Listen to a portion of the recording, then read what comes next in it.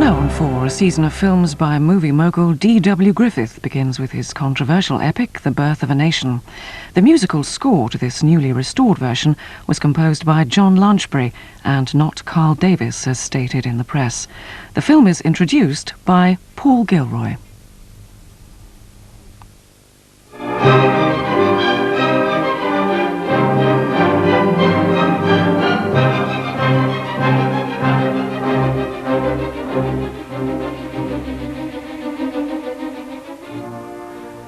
Tonight, for the first time on British TV, we have a chance to watch W.D. Griffith's epic film from 1915, Birth of a Nation. A film recognised as the founding moment of Hollywood, a film described as the eighth wonder of the world, and a film which set new artistic and technical standards for the medium of cinema when it was released. It's also a film which has been controversial because it's a film which supports and affirms white supremacy. The film looks at the American Civil War and the period after it from a Southern point of view. It combines a kind of revisionist account of slavery and of the period following slavery, when the North vanquished the slaveholding states, with a family romance. The film begins by suggesting that America's troubles originate in the importation of blacks, the importation of Africans into America. The film ends by demonstrating in a very, very powerful way the necessity of racial separation. The film, in a sense, initiates a kind of taboo around intimacy between blacks and whites, which is still a living and central part of the Hollywood myth. One of the strongest threads in the film is this idea that black sexuality is a rampant, chaotic force menacing the pristine, virginal white womanhood of the South. Now, that idea of sexualizing the question of race, of infusing it with sexuality, of offering the image of the black rapist and the white woman as a kind of lens through which the whole process of racial politics and history should be examined, is something that we have to understand very carefully, and is something which begins in terms of its visual culture with this film.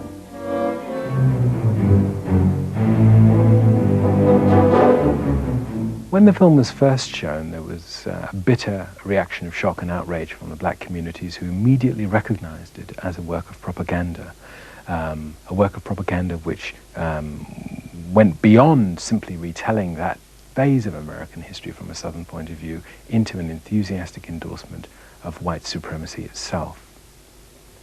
From the other side, the film was immediately fastened onto as a useful expression of those Southern sentiments, those white supremacist viewpoints. And it's no surprise to find that the film is implicated in the history of the Klan itself. The film presents the Klan as a kind of cleansing force, brushing aside the chaos and destructiveness of the blacks who've been brought into the political process. Griffith's intentions when he made the film were mixed, I think. Dixon, the close associate of his who had written the original screenplay, on which certainly the second half of the film was based, was someone who was open in his white supremacy. Perhaps Griffith is more paternalistic, more sentimental in his relationship to the South and Southern rights. And actually, Griffith's position on the film and on its status changed substantially. He was prepared to make cuts in the film to remove some of the more excessive scenes apparently of castration and deportation, which were cut. As people watch the film, I expect them to be outraged and upset, unless, of course, they're white supremacists, in which case they'll probably be delighted and happy. I'd like people to be able to combine in their watching of the film a kind of critical understanding of the dynamic emotional processes at work that solicit their enthusiasm, which offer them forms of pleasure in the heroic activities of the Klansmen as they ride into the soundtrack of Wagner. I'd like people to be able to criticize those images at the same time as understanding the artistic and technological power of the film. Now, this is a difficult thing to do.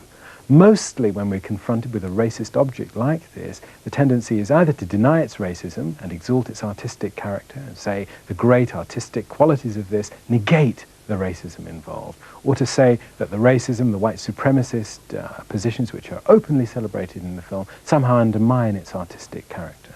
What I'd like people to do is to be able to combine both of those things, to understand what was special about what Griffiths was doing, what was new in the medium of cinema of what he was doing, and then be able to understand how those extraordinary achievements became associated with a white supremacist politics. Now, one doesn't cancel the other one out. It's very difficult to hold them both together, but that's the challenge of watching Birth of a Nation now.